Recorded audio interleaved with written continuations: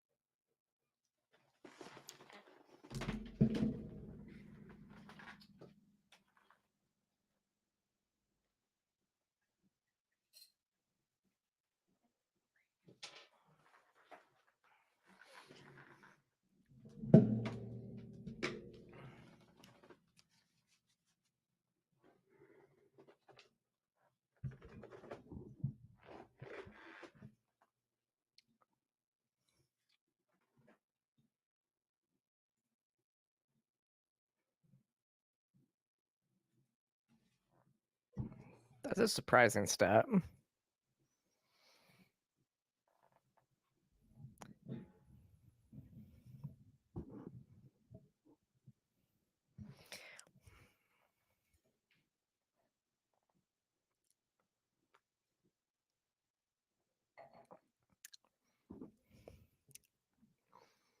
Where is Dartmouth actually at, though? That's the question, right?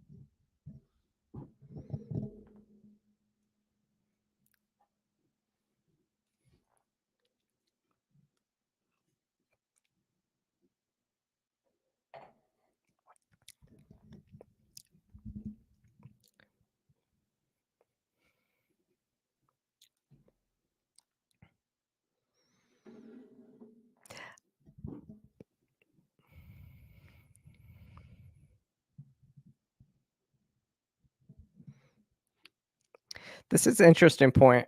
I kind of agree. Because how many times do we know that these shooters are known to police, right?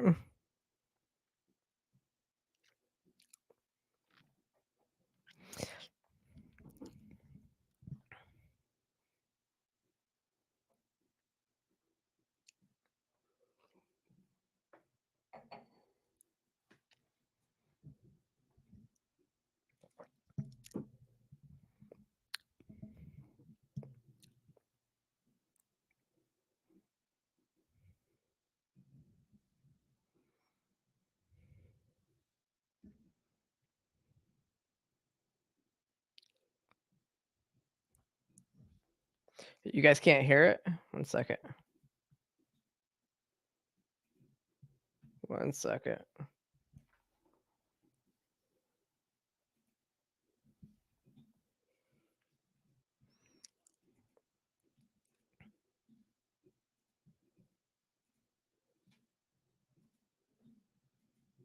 person, even if I have disagreements with him.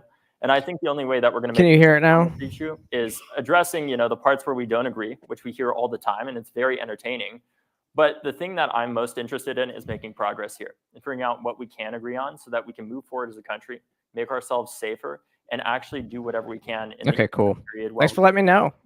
I wouldn't have known it otherwise. So not because it benefits one party or the other or anything like that, but because Yeah. it benefits the future of this country and ensuring that nothing like Parkland ever happens again. That's why I'm here today. It's not to get in a screaming match. It's not to spew a bunch of talking points or anything like that. I didn't even bring a piece of paper with me because I wanted to just have a conversation. Thank you.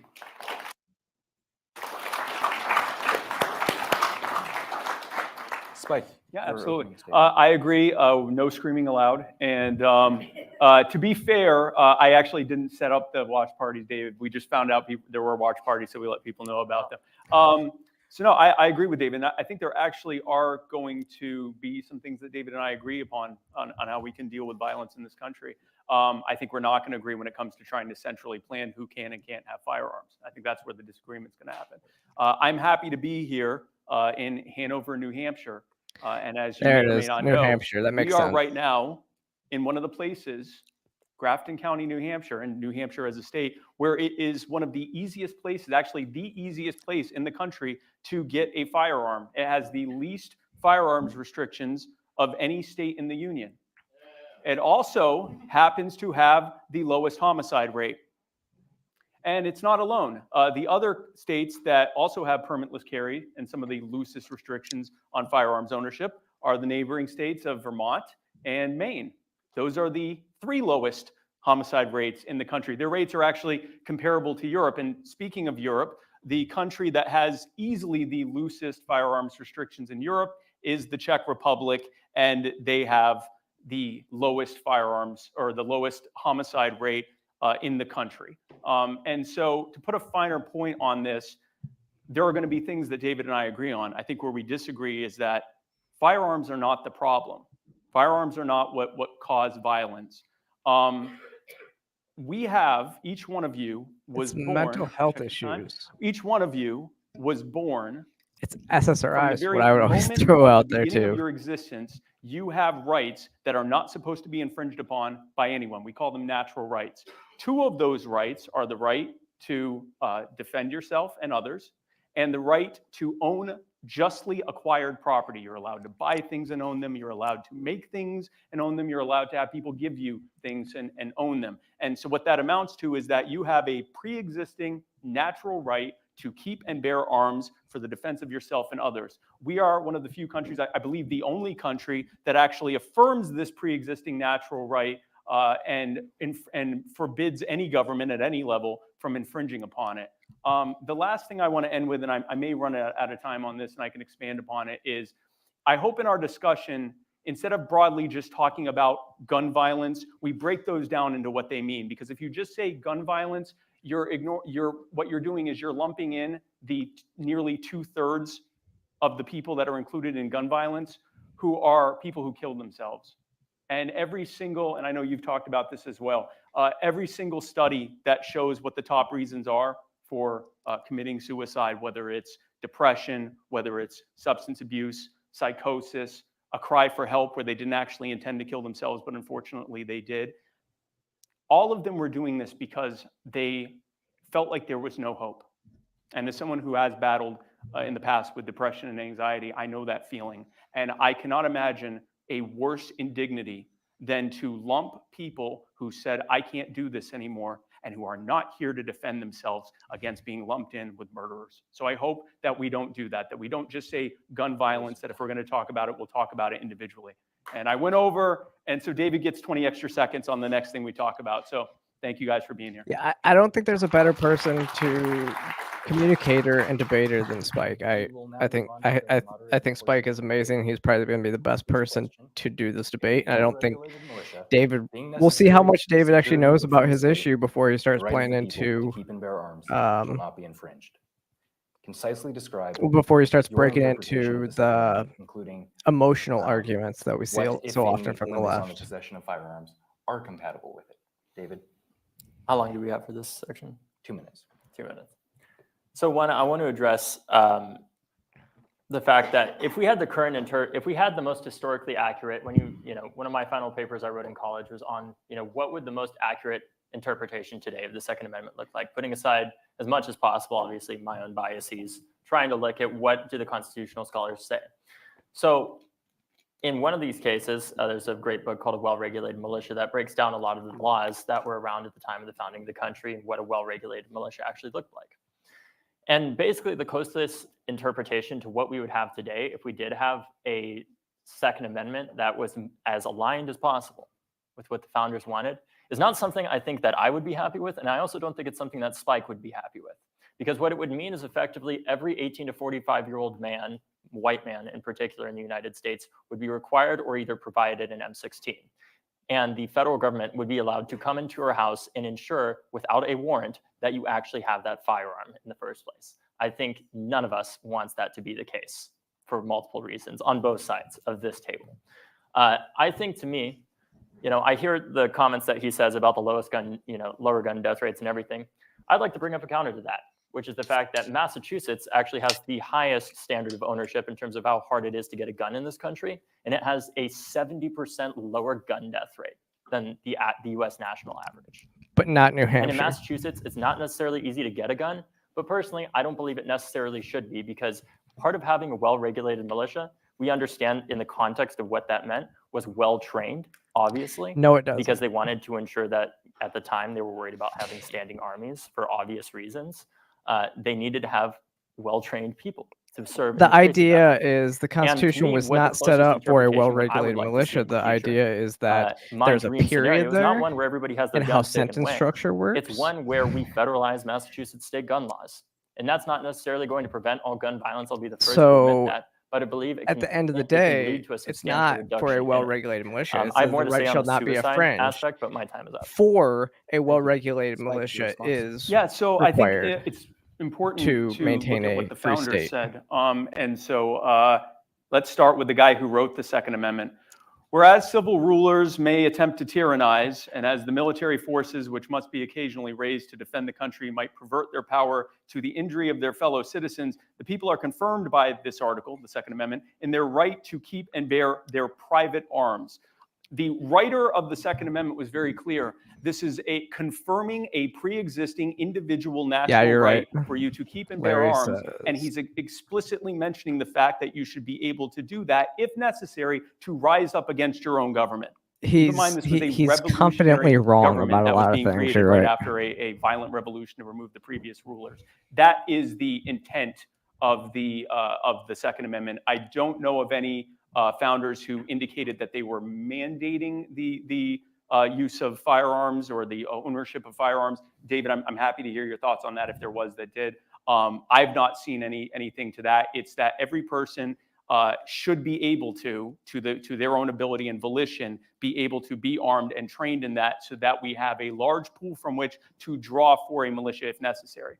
I want to address what David said.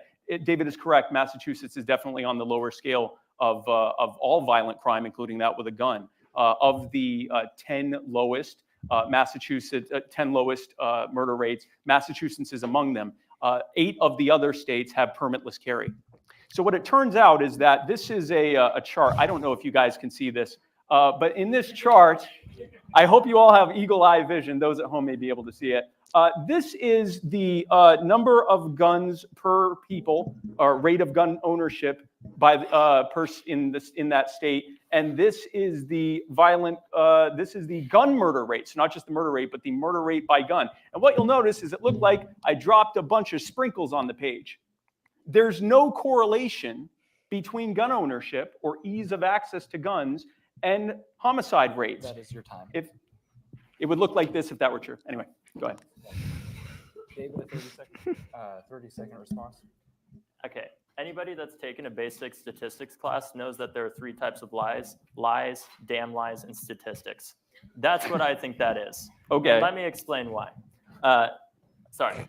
I have to, first of all, can I see that? Yeah, so I can understand the data that you're Yeah, and this has the what's cited there, yeah. So I need more time to look at this chart, obviously, but from my understanding, based off of what Spike said, It's easy to understand that in a state like Vermont, people are going to own a lot more guns per person. But guess what? There's also less people in Vermont. You know where there's a lot of people? Massachusetts. It's an urban state, and it still has an incredibly low gun death rate. Right, so that's per capita. So that, oh, sorry. 30 seconds. Yeah. Okay. Right. So that's per capita. So the number of people wouldn't actually matter because it's per capita. So by the way, this is also international. How much time do I have? 30 seconds. Oh, okay. Yeah, I'll get into that later because I know where that'll go. Yeah, no, you're right that there are different layouts. But if you look, that's a mix of rural, suburban, urban states. It turns out that there are a lot of other factors, ones which I believe that we would agree on, things like the prevalence of the war on drugs, over-criminalization, and things like that that contribute to death. Putting a fine point on this, it ain't the guns, which is my point. Next question. Polling shows that a plurality of the U.S. population consistently desires stricter gun control. Should any right be unassailable by a Democratic majority? And if so, does that right protected by the Second Amendment fit this bill? Can you repeat the question? Yes. Good point. Good polling point. shows that Says plurality David of the David Hogg population has armed desires security stricter until gun he gets control. rid of that. He can take all Should the any seats. right Yeah. be unassailable by a So yeah, Democratic he's allowed to have So, higher armed is that right security that can protected go by the Second basically Amendment? anywhere, but Spike. you're not allowed to protect yourself. Yeah, so I recently saw a poll that said that 64% of Americans supported the Bruin decision, which basically said that almost all, if not all, gun control is unconstitutional. So I'm interested in that statistic. I will also say that there was a poll done a few years ago where 30% of people who were polled said that they supported bombing Agrabah in order to reduce terrorism. Agrabah is the fictional city in Disney's Aladdin. It is for that reason that, no, I never support allowing your individual pre-existing natural rights to be infringed upon based on what a majority vote means. I shouldn't have to explain to everyone in here what the history of the majority deciding what the minority is or is not allowed to do look like. By the way, part of what that looks like is gun control. In the Dred Scott decision in 1857, Chief Justice Taney said, well, of course we can't treat black people like people in this country. If we did, they'd be able to own firearms and carry them wherever they wanted. Gun control is actually one of the best examples of what happens when you let Systemic a majority racism. That's the population true decide systemic that a minority racism. population shouldn't be allowed to exercise some of their rights. It looks like a large group of racist white people telling black people you're not allowed to own firearms for your safety. Yep. Thank you. David, You get my extra 40 seconds. Wow. Thank you for your donation. First of all, I want to say one thing that this chart does not cover are exactly the 2/3 of gun deaths that he was talking about. If we actually saw the gun suicides on this chart, it would look a lot different because that's the most common type of gun death in this country. That's 2/3 of gun deaths. To address the question more directly, obviously now. So you can see first the of all, point. That is not how America works. We don't simply vote where That all of a you sudden make we the have point a massive that country, gun as far as de- I gun know, correct me if I'm suicide, wrong, Spike. I've which never people heard that of this would constitutional procedure. commit suicide are going to do it either where way, any American, whether it's with a we gun can or just say, whether you know it's what, we're gonna have a not. ballot measure in this country, and we're all going to agree And whether or not the so- Second Amendment exists. That is not how that No, works yeah, that's at how it all. works. So I think Thankfully. there's a flaw in that question, for one, because it's completely irrelevant, Yeah. frankly. So in some he's ways, he 'cause he that is tried to not make the how that is suicide handled. argument that Not that to mention Spike the fact that I wouldn't agree with that. There's a reason why we have a shot down at the representative very democracy in beginning. the first place. I don't disagree that we should be able to just say, because the majority of Americans don't want something, that it shouldn't be a right by any means. That absolutely should not be the case. But let's be clear too, in that it is possible both to have a First Amendment and also not have people yelling, screaming that there's a fire in a crowded theater. With all rights, I assume there are Spike's going to limitations just to them. We destroy don't this have- argument because there's no that right whole that is fire completely argument unlimited, is including the Second Amendment. What completely I'm ridiculous. advocating for here Rid- is simple limitations ridiculous. on this. That is not saying that nobody in this country can have guns or anything like that. What I'm advocating for is a higher standard of ownership in this country. He's not actually while saying also addressing anything. the fact that I do think Spike and I, although I don't think we're going to end up discussing this much because of our limited time, there are areas that we do agree, such as around the criminalization aspect, addressing poverty, addressing the systemic factors that play into driving gun violence as well, that I think are actually also very important for us to focus on, along with those 2/3 of gun deaths. And Spike, I'm going to take that 40 seconds you don't. It was 40 seconds, right? 40 seconds. You got 42 seconds Okay. left. So in those 40 seconds, I'll just talk about gun suicide in particular. Let's be clear. Somebody who wants to kill themselves and is very determined on doing so is likely going to do so if they are extremely determined. But the reality is, with a gun, you rarely get a second chance. So 90% of people who attempt suicide and survive their first attempt do not reattempt. But the odds So of that's your surviving justification for making like are less than 10%. putting suicide in the But the most criminal, common like type the of, gun deaths suicide stat? It attempt makes is absolutely actually no drug sense. overdoses. Most people, about 90%, survive that. With a firearm, in places like this, where Spike likes to point out, well, in Vermont, they have tons of guns and a much lower gun death rate. The reality is that the suicide rate is still much higher. And if people get that second chance, because there are stronger regulations, like just a waiting day period, the better off you'll be. I want David's additional 10 seconds. He just got. Go ahead. Go ahead. I donate so them now I back. get 40 seconds instead of 30 seconds. You actually can say fire in a crowded theater. I'm going to be the libertarian who's going to focus on the least important thing. You can say fire in a crowded theater. The decision in which a justice said that you can't was used to justify an act in the Alien and Sedition Acts that was later ruled to be unconstitutional. If you yell fire in a crowded theater, you'll be trespassed, but you didn't actually break a law by saying that. The First Amendment is every bit as inviolable as the Second Amendment. Second of all, you are correct about suicides. And I was actually compelled the worst by the argument fact that there ever, hasn't right? been any study that has Talking shown about that suicides gun when you're talking control about gun reduces violence is like suicide the rates. worst And I thing was you can surprised talk by about. that because you are correct. Someone who uses a gun to commit suicide is more likely to get to succeed, unfortunately.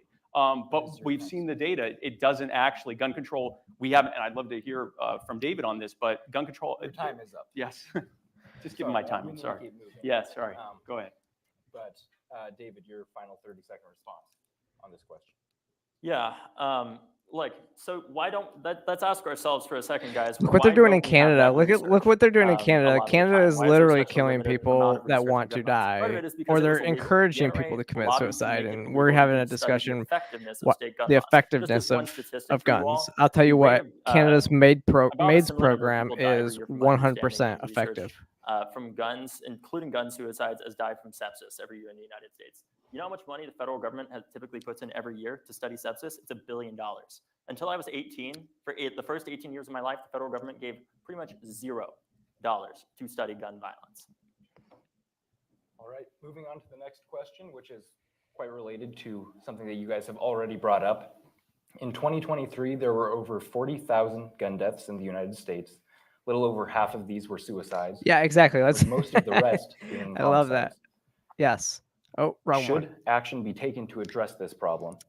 And if so, Let's what make does the rape solution illegal look while like? we're at it, right? David, How long? Or 2 rope. minutes? 2 minutes. I thought you said rape. I was like, wait, what? Yes, obviously, action should be taken rape to is address this illegal. problem. I think the first And step is that's actually the- not that even was the something point related was, to gun laws. I think it is massively Yeah, let's scaling make the amount of rope. Let's research make funding that we're knives. putting into Because the you know what CDC and happened when NIH they to banned study what guns in laws Europe, actually right? It are was effective, like and not just gun in laws, but England what they have programs are a the most high effective at stabbing reducing rate gun now violence. That because doesn't just mean and they addressing were talking about laws, but banning addressing things like violence sharp intervention knives. programs that the federal government has started to invest in more, but we still don't know how effective they are because we don't have enough Yes. research on it. I think the other way that it Don't looks shoot like is yourself. doing Let's what we made you. did. What I'm talking about here, what I want to do is not some crazy thing that's, some completely new policy invention. My dream scenario is just doing what we did with Obamacare, where we took that from Massachusetts and federalized it, and doing the same thing with Massachusetts state gun laws that thus far have been ruled largely constitutional. Did he despite just Cohen, did he and just did he proven just largely say effective, do even what in we an did with urban state like Obamacare? Massachusetts, where unlike in Vermont, people actually live Unironically? less than a mile from each other in Massachusetts. And guess what? If you live that far from somebody, you're a lot less likely to get in a fight with them and potentially harm them than you are in a place like Boston, for example.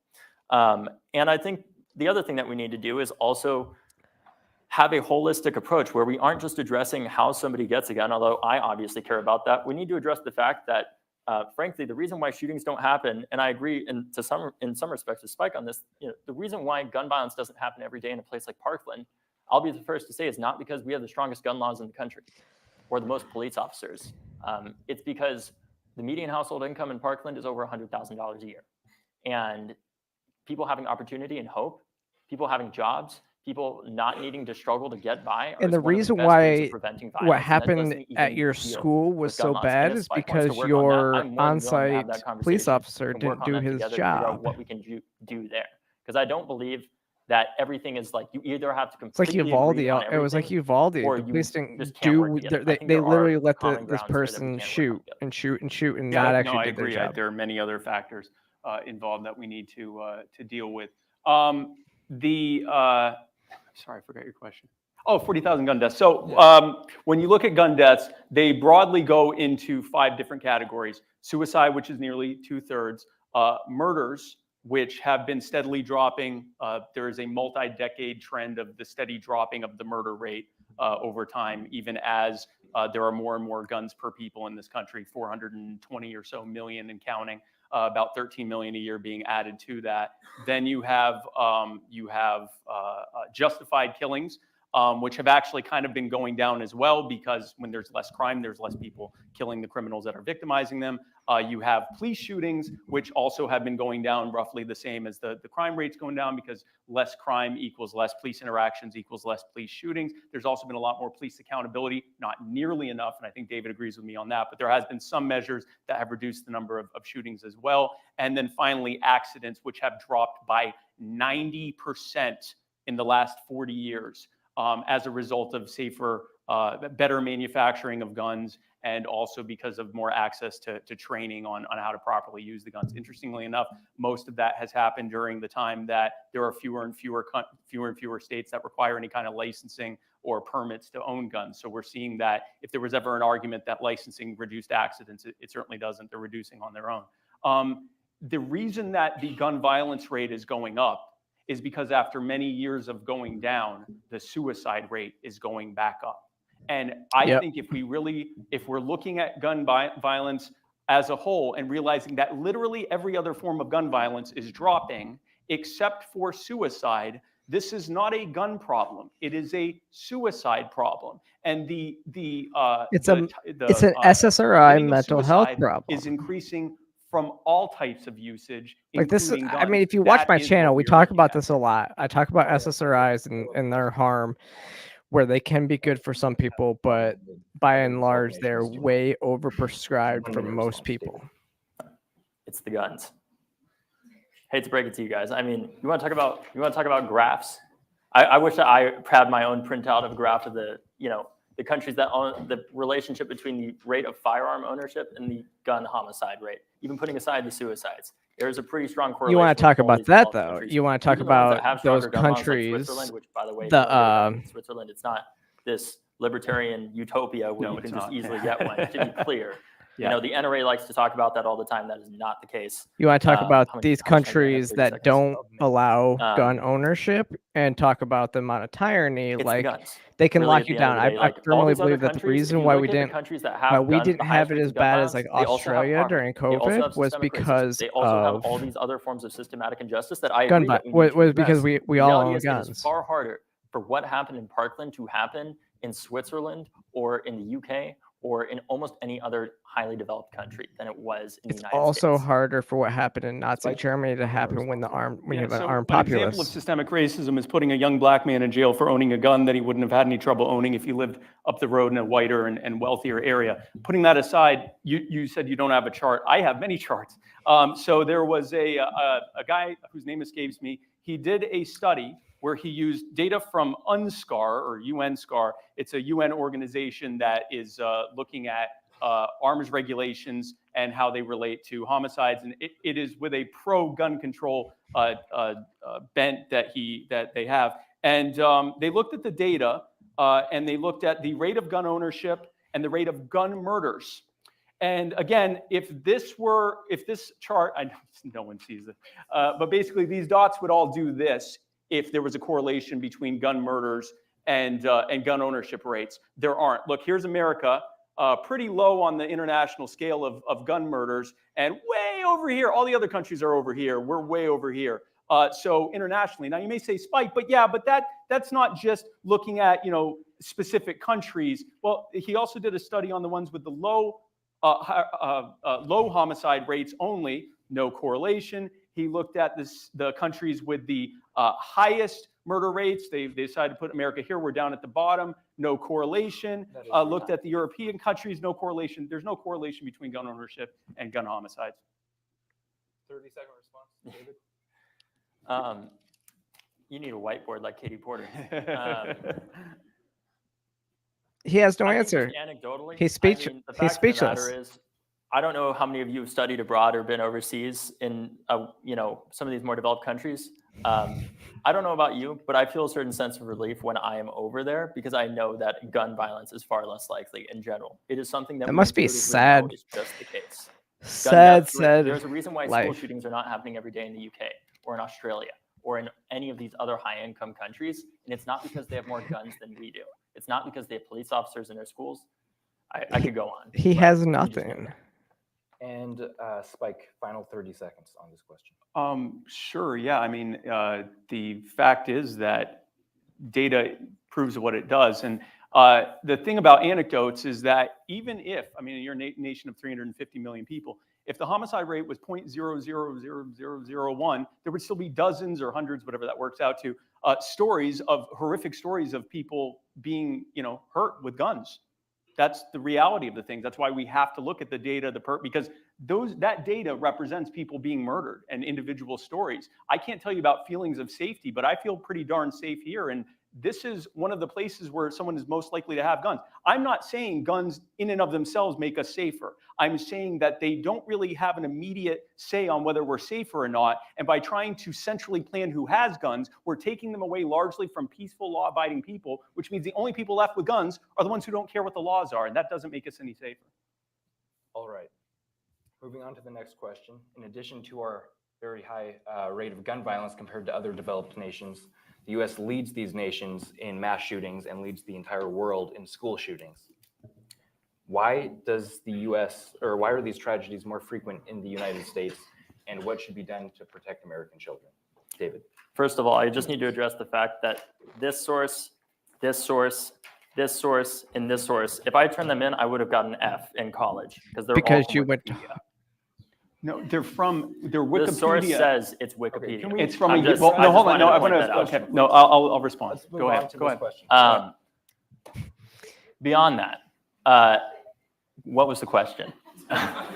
Here, yeah, reset his thing so he can. In addition to the high rate of gun violence in the United States, we lead developed nations in mass shootings and lead the entire world in school shootings. Why are these tragedies more frequent in the United States, and what should be done to protect American children? Well, I think it's pretty, you're probably going to not be surprised by my answer. It's the guns. The fact of the matter is we have pretty much the highest rate of firearm ownership of almost any country, at least any large country in the world. Naturally, when that happens, you're going to have more instances of gun violence, of gun suicide, and mass shootings as well. Yeah. And how much time do BP, I have? I 2 agree. minutes? Anybody Okay, great. who survived and something look, like that, the is other going day, I don't know to if anybody own saw guns to make a sure different that presidential they candidate, are never RFK Jr. the victim really of amazing government guy, violence obviously. again. He was talking about how the reason why gun violence is so prevalent in the United States is because of antidepressants and violent video games. I didn't know that America was the only country where people took antidepressants and played violent video games. The difference is in these other countries, it's a hell of a lot harder to get a damn gun, frankly. That's why these shootings. So don't is have David nearly as saying that much we gun shouldn't violence. allow? Of We course, there's a should, cultural component you that we know, have to address we should as restrict well. people's rights The because reality they is it is have a lot mental harder, illnesses. Even if you're That's what somebody, he's saying. I there's think. all these people that say all the time, David, could- gun laws just don't work because criminals don't obey gun laws. I could But say there's that so if we much restrict nuance people's that talk constitutional rights leaves out. because they The have shooter at mental my high school illnesses, was they a are more likely 19-year-old, and he to was a criminal, but he was not a criminal mastermind. He was a not get 19-year-old treated that for was those able to mental legally go out and illnesses, and then obtain you an have AR-15 with a high-capacity untreated magazine and crazy murder my people with classmates. guns. He did not have connections to the cartel or the black market, right? Obviously, in some instances, people are still going to be able to get guns, but an instance like that, where somebody repeatedly threatened to shoot I up a mean, high the school, the not Obama only have they not been administration able to get gave an the AR-15, cartels and I don't guns believe that actually infringes on anybody's to rights. I think sell it actually into the United protects States, our right? rights to safety in the first place. It's called right? I mean, I think that's just Operation common sense, and that's Fast what and I'm advocating for. Furious. It's not a world where everybody, Go look at you know, go has look up their Operation firearms Fast taken and away or anything like Furious. that. That is not what I want. Also, that would be logistically impossible and constitutionally impossible.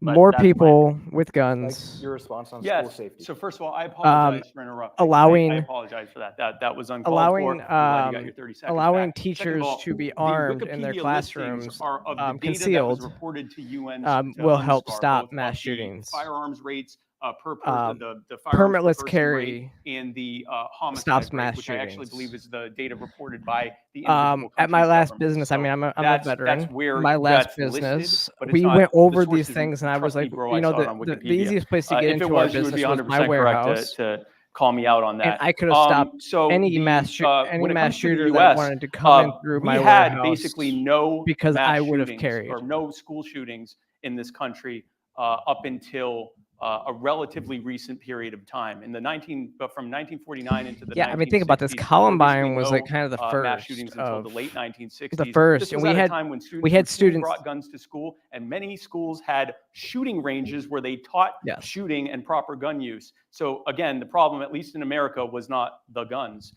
In 1990, the Crime Control Act was passed. And as part of the Crime Control Act, what they did was they said that it was at the federal level, it was illegal to carry firearms on any school property. They also introduced SROs, student resource officers. Yeah, I know you're not a fan either. And as David can tell you as well, an SRO has never stopped a school shooting, not a single one. What they have done is abuse children. They have been caught including sexually abusing children. Not all of them, but this has happened. If it even happened once, it happened more than one time that they ever stopped a shooting. They are not useful. So basically what the federal government did is said any peaceful law-abiding person in this school is not allowed to own firearms. Yeah, there's and a we're lot of going to homeless vets overpolice out it there as that would well. probably In other words, want they jobs introduced the too, right? conditions that it imposed on the inner city into government-run schools, and lo and behold, we suddenly started having school shootings. That's what caused that. And again, how many times have we that found is my time. Okay, I'll these address the people assault are weapons on the FBI's watch list? Like, I mean, they're look, the known fact to of the matter police. They're is that known. Technology has vastly improved since that era. Semi-automatic rifles make up, like the AR-15, they make up 25% of all gun sales in this country at this point. Those guns are not made necessarily to defend yourself. They were originally developed from a variant of the M16. that was They're originally made to developed as defend part of yourself from the competition to improve government, the whole history of it, which is but it was why the made Second Amendment effectively for the U.S. exists. military. And those weapons are made for the jungles of Vietnam.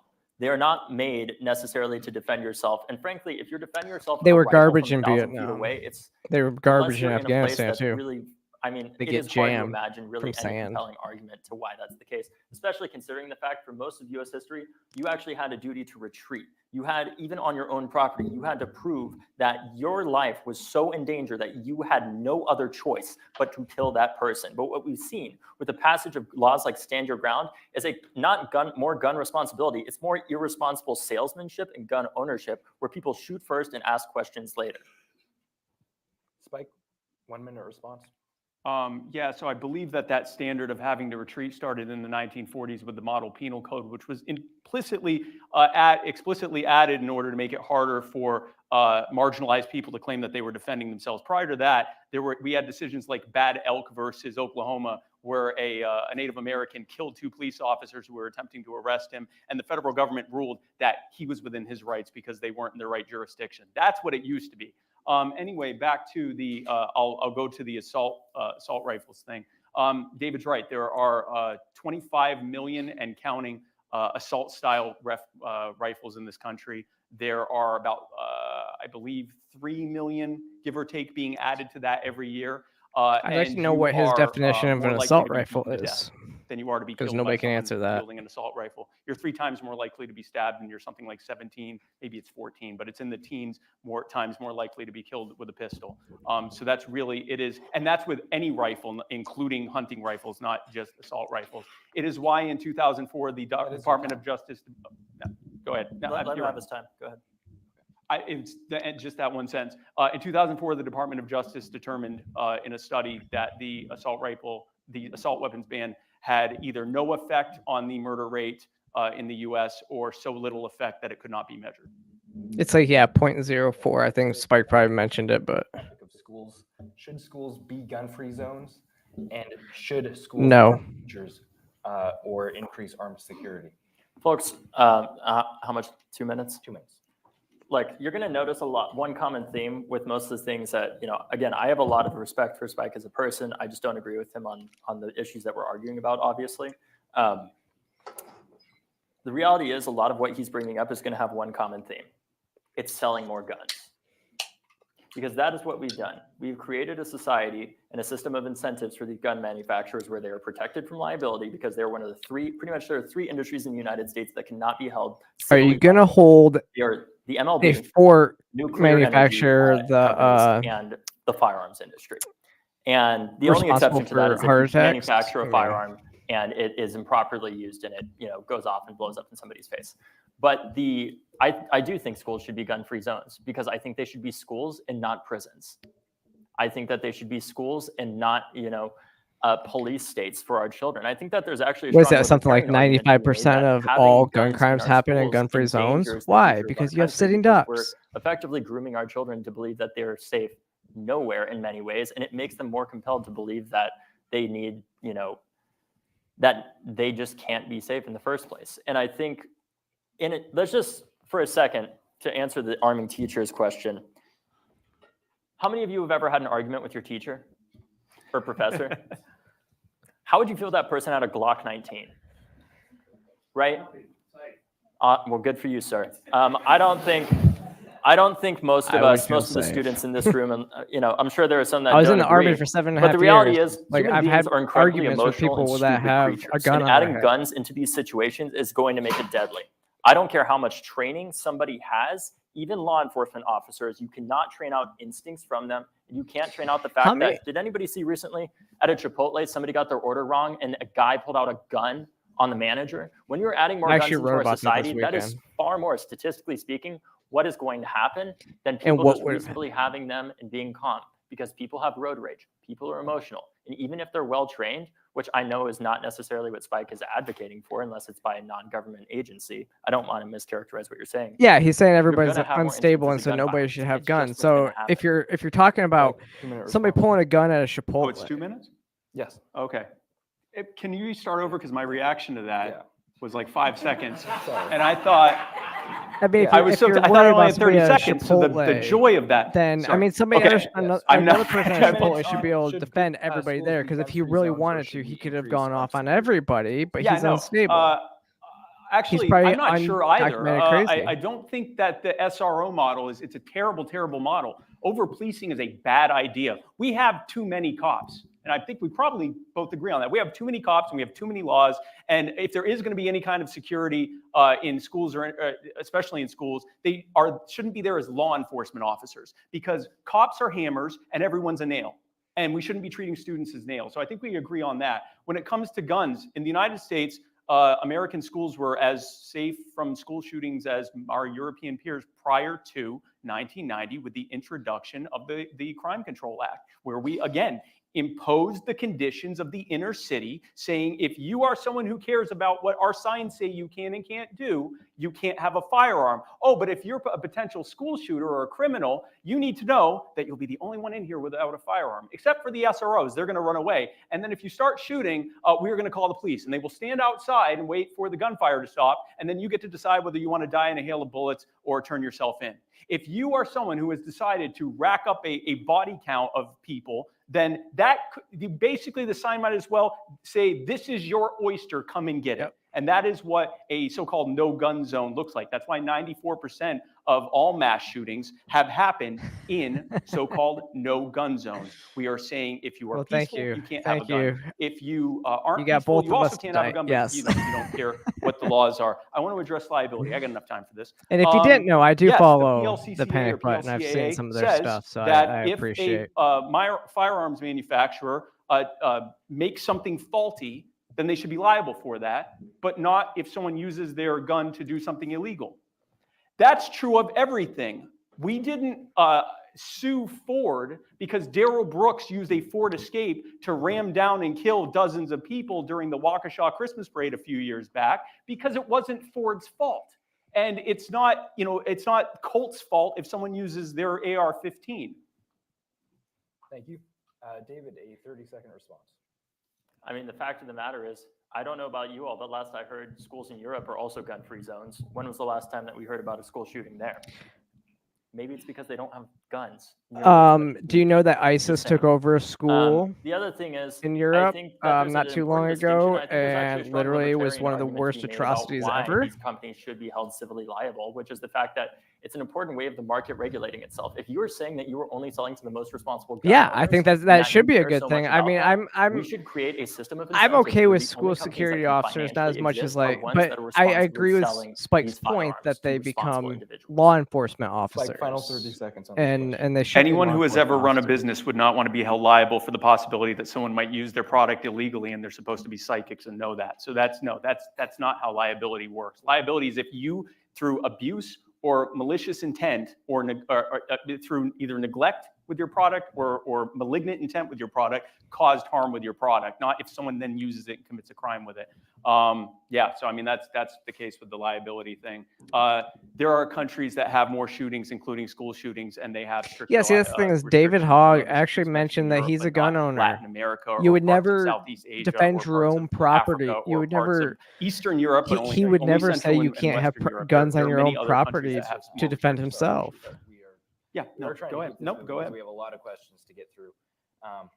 So the United States previously had an assault weapons ban from 1994 to 2004, but research into the results and whether it helped gun violence have been inconclusive. Would you support the U.S. reinstating the assault weapons ban? Spike. 2 minutes. No. The Department of Justice report was conclusive in that it could not show that there was any reduction in any kind of in the murder rate or the gun murder rate. And there's a reason for that. In fact, interestingly enough, there was a drop in the murder rate during that time. There was also a record amount of sales of semi-automatic rifles. Yes, and by the way, this is a good point because you said that I am trying to sell guns. You are probably the single greatest we salesperson know for that guns. people with Every money time want to be you speak about restricting guns.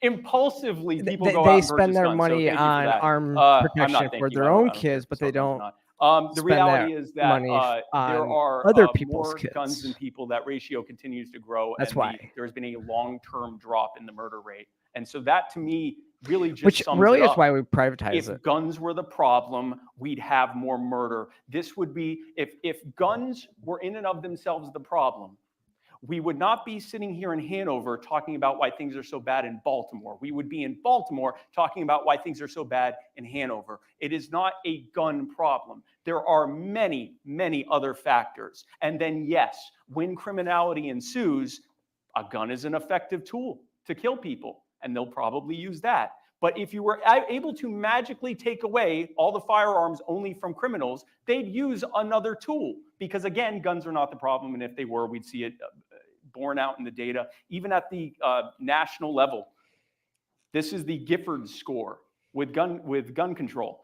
The Gifford score, it didn't matter how much gun control a state had, it was all over the place when it came to murder. Oh, except for DC. DC has some of the strictest gun control, and it had such a high murder rate compared to the 50 states that it literally compressed all the other data because it was like more than double the highest murder rate of any of the states. David, 2-minute response on assault weapons ban.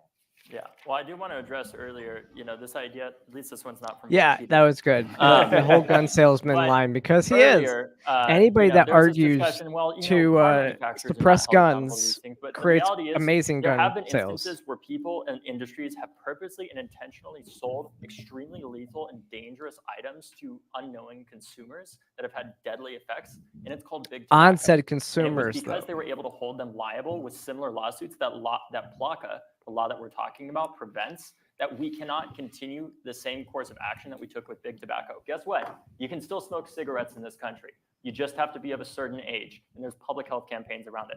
That's the same approach I want to take with guns. I But don't want a you society do have where to no be a guns certain exist. age to I buy like a shooting gun. guns. I was part of the shooting club. I thoroughly enjoy it, but I understand that there's responsibility that comes with that in the first place. And I know in this polarized world, it can be hard to be able to understand both those things at the same time. I personally believe that the real danger is not stopping gun violence in the first place, because we will get to a point in our society where people start thinking the only thing we can do is take everybody's guns. And I don't want that to happen.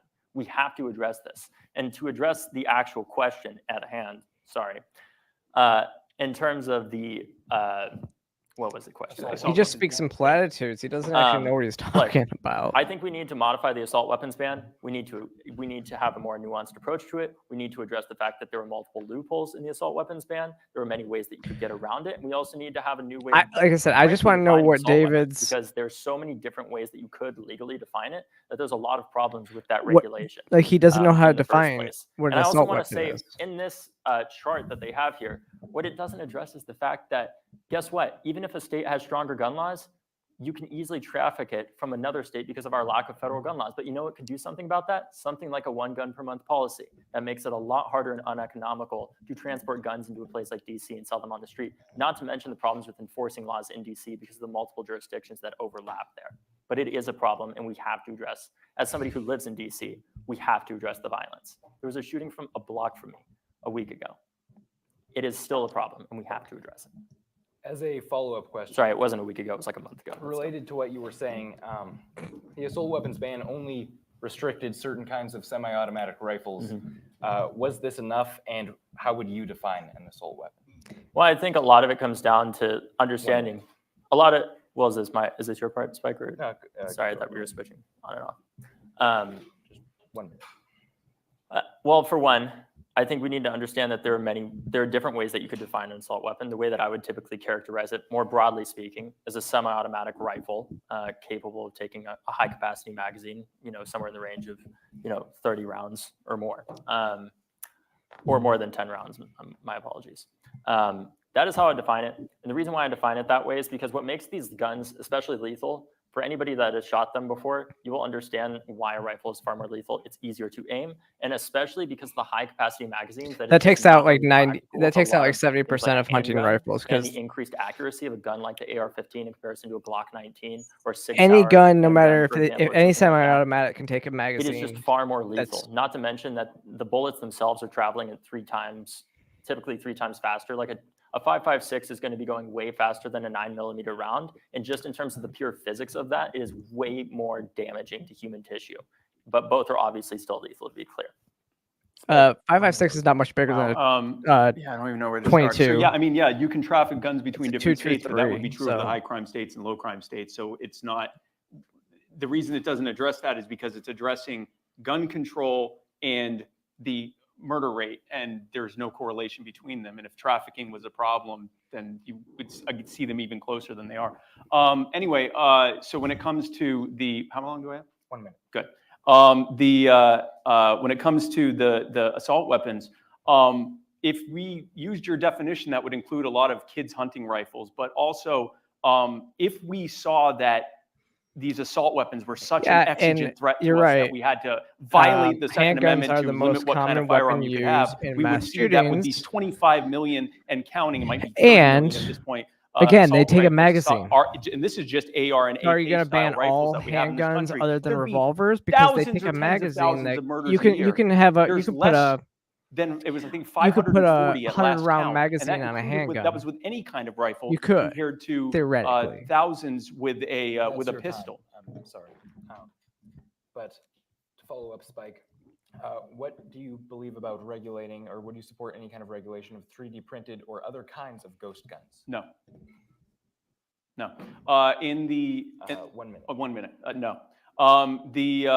In two recent decisions, two recent court cases, Vanderstock and the other name is escaping me, the ATF and the Attorney General of whatever state introduced it were asked to provide evidence that ghost guns, which are just the newest scary term for home manufactured firearms, it used to be Saturday Night Special back in my day, that's how old I am, that they could show that ghost guns were tied to a higher level of crime. The ATF and that Attorney General both declined to do so, because there isn't any evidence that they provide that they're any more dangerous or more likely to be used in crime or anything else.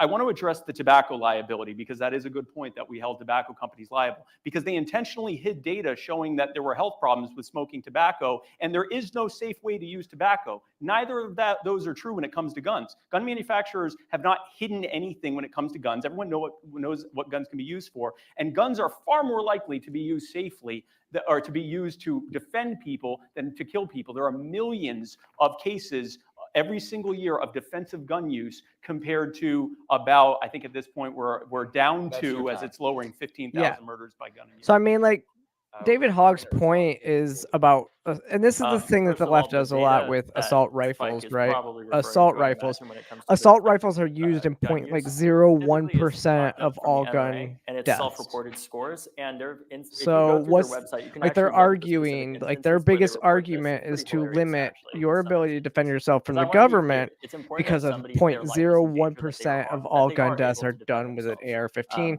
But which our own a government lot of gave the to things, Mexican the stories cartels, that the NRA is as telling us about that said to make earlier. up these statistics, saying that there are millions of instances of this. There was one of them that I saw where it was to defend somebody's property from a wild boar in Texas. I would not necessarily consider that defending yourself publicly from, it's a mischaracterization of acting like, oh, it's just all these criminals that are being stopped. Of course, that person, if they needed to, I'm glad that they're able I to mean, protect wild themselves. boar is a The reality nuisance is there's a species, lot of and it's good murkiness that to the hunt with that the NRA intentionally possibly an puts into this. AR-15, right? It's also self-reported. We also It's hunt not with pit scientific. bulls And you know on what I would actually like to add wild to that? boar. Research that the NRA has actively advocated against us being able to have because they passed a law called the Dickey Amendment Yeah, that made it illegal for the CDC and NIH to the study gun NRA use is in the state gun laws, which is boogeyman sensitive that in the field, actually has but I would for love to see gun research control that included legislation that what most defensive gun use looks like from people an that independent don't want third gun party control that is not the legislation NRA. distance themselves from the NRA for that Sorry, reason. but we do need to move on to the next Okay, question. all right, no problem. Do you support voluntary gun buybacks or a national registry of gun sales? Spike, Are you we can starting start with on me? this. I just 1 have to minute. say, leave it to David Hogg to say that we shouldn't be able to defend ourselves against wild boars. No, I know that was terrible. No one should have laughed at that. None of my studies were from the NRA. They're from CNN, the Pew Research Center, Washington Post, Gallup, Hemingway, Azriel, and Miller. They range from between, I think the lowest one here is 900,000 a year and 4.03 million a year. Even if that's only a fraction Sorry, of those but are true. Can you focus on the question? Okay, fair enough. So the question again.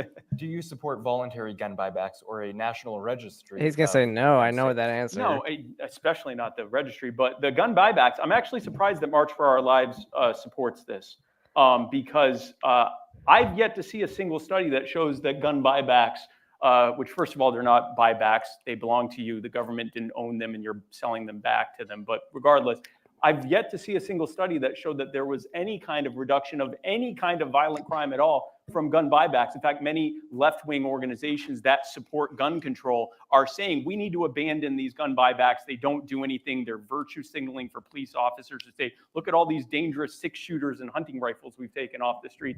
There's been no demonstration that they work. And frankly, was 1 minute? Yeah. Okay, I'm done. David, 1 minute response. Would you support the voluntary gun buybacks or National registries, National obviously. Why would you support? Yeah, why like, would I any mean, I think if libertarian somebody doesn't support want a gun in being their put on a household because it was list passed down to because you them, own like, guns? there should be a clear set. People are unfortunately not born naturally understanding how to handle firearms properly, and I think it would be great if everybody did know how to do that, especially in a country with so many guns in the first place. But it's important to acknowledge that that is just not A the gun case, buyback right? is And like even if it saying was, that if somebody you doesn't want to have a you firearm don't in their trust household because they yourself have with kids or whatever guns. other reason, That like there the should be a clear, law-abiding straightforward citizens that go way and for them take to their remove that guns and firearm buy from their and house and sell give it them back back to the to financial or incentive sell from them the to the government. government because it While isn't I a don't know about buyback. those statistics that you brought up about the murder Those rate, are the we people do that know are like, having a firearm in your I household should not own a makes gun suicide because I'm in not that a good house 5 person. times Like it's more almost likely like admitting on than yourself. if that firearm was not there. We also know that children are often accessing these firearms because they're not properly stored because these individuals don't store them because they think, oh, I need to be The able only to reason why access I would this use in a the gun moment where buyback somebody is breaking is if into my there was house. a And the gun that reality I is, had like a lot of lost the time, money it's a on lot more and was likely like, that a hey, child in your house gets a you hold know of this that gun than you gun's successfully depreciated in defend yourself value. I'm against just it. gonna So go do I and support a buyback? Yes, but I get also more want to money answer the on other the part of the question, buyback. which is a registration system. Yes, I do support that. I think it's common sense, and I think if we're going to enforce these laws or have any chance of enforcing them, we do need to have a registration system. And I know that's terrifying to a lot of you, but That frankly, what's a lot more scary is is not addressing this communism. problem, to me.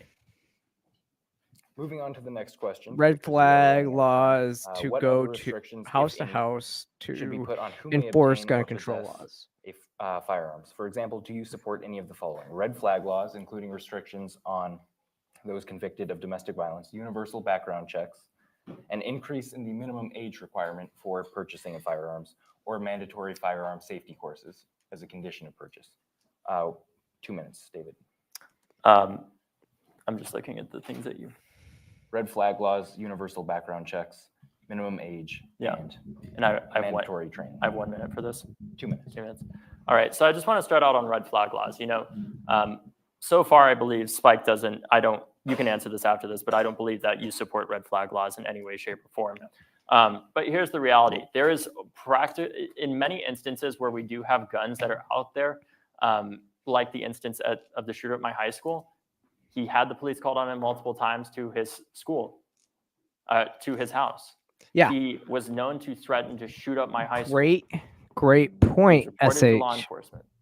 Tell him And that in ADOS part started because we with did gun not have that registration, red flag because that law is in true. place, we were not Any able to temporarily remove his firearms. mass scale genocide that There's we've an had in NRA our supporter history has that sent a started death with threat to my own mother gun after the registration shooting. and That then said, gun F with the NRA and you confiscation. will be DOA.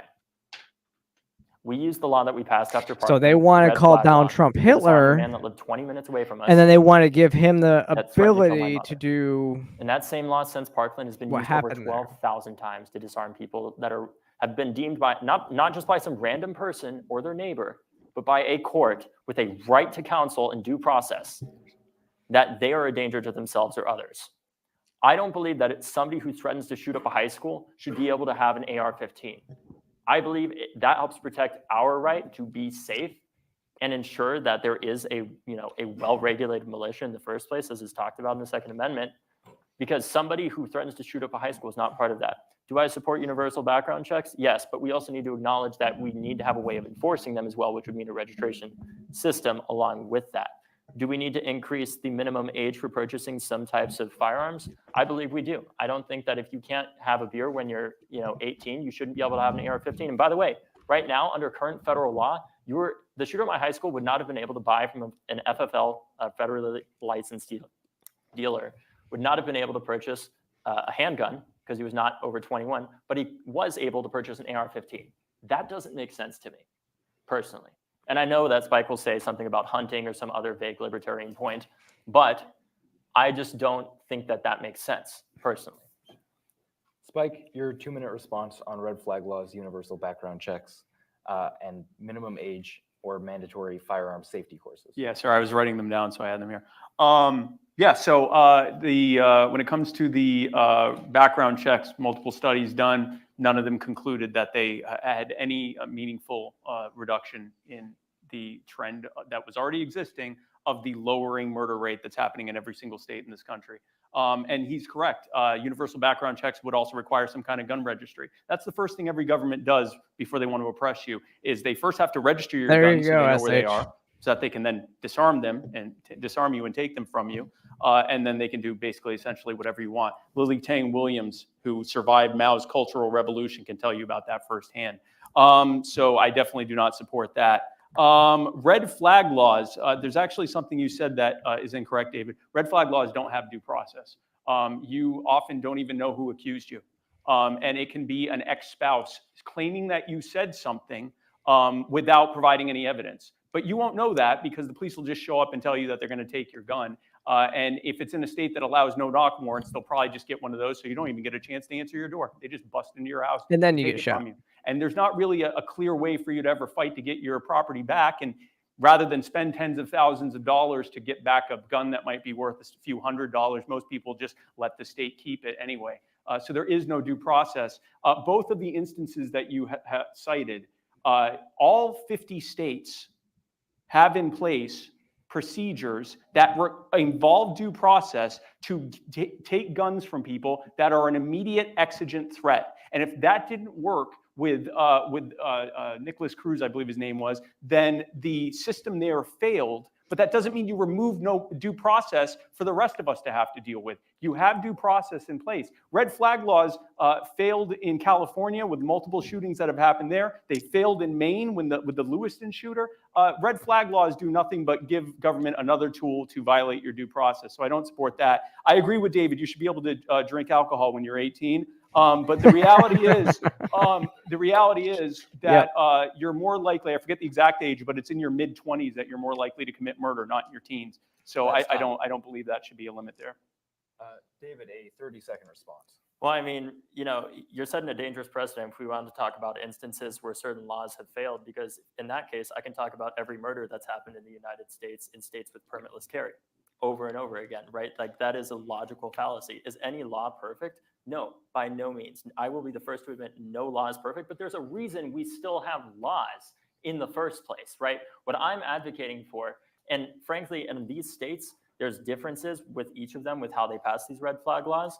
I don't know, But it's a about which ones violation you're of the referring Fourth to in Amendment. particular that have those egregious violations, other than California that at least you mentioned. But in Florida's case, those laws were passed by a very Republican state legislature. And guess who uses them most?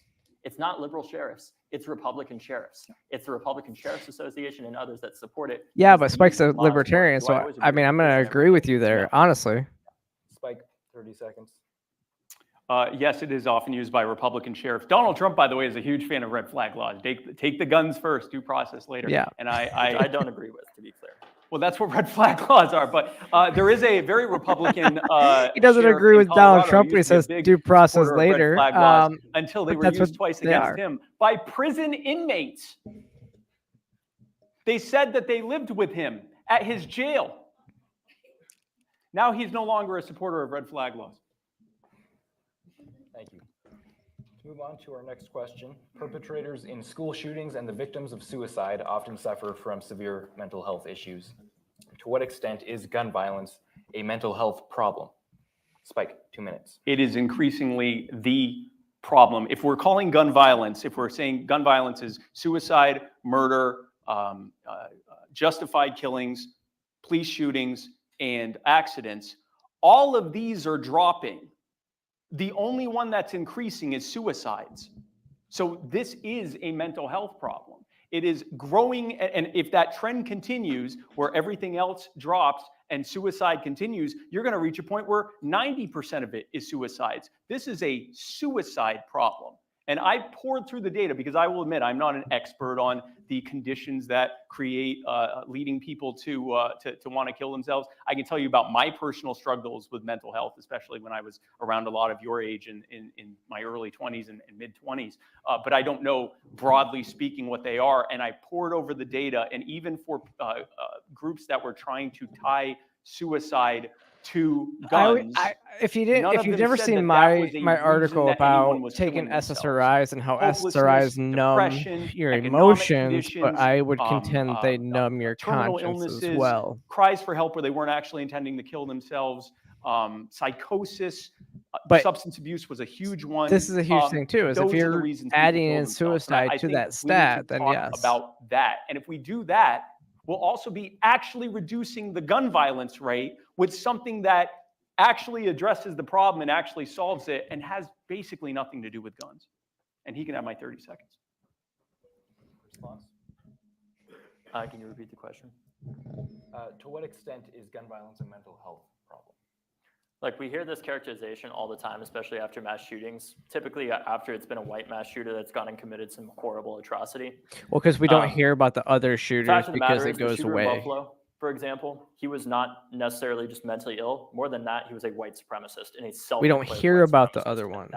The same thing happened in El Paso, Texas at the Walmart shooting in 2019, where the shooter repeatedly talked about how much he thought there was a Hispanic invasion, quote unquote, and decided to go and use a weapon, I think it was an AR-15, to go and murder Mexican people. Hatred is not a mental illness, and we should not be stigmatizing mental health more to avoid talking about a major problem that I think Spike and I both agree on, which is systemic racism in this country, right? And that means policy-wise and also between individuals.